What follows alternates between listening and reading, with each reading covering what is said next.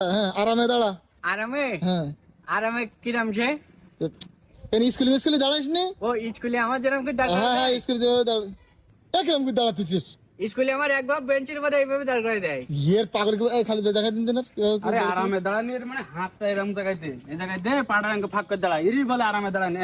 সোজা বুঝতে পারছিস? হ্যাঁ ঠিক আছে এবার। তো তোল, হ্যাঁ হ্যাঁ তোলে তোল। ভালো করে কর। ইয়ে মুখ করম না, হাসি মুখ কর। আরে দাঁত বের কর। ইয়ে এবার কিরম মাথাটা একটু ছাও কর। ওরে অত ছাও না, হালকা করে। হ্যাঁ হ্যাঁ দাঁত বের কর। হ্যাঁ হাঁচি লেগ দি তোলে তোল। আর দেখ এরকম করলে হয় না। ঠিক আছে যে?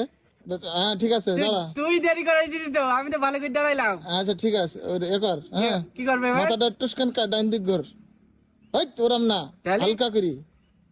ঠিক আছে হাত উঁচু কর।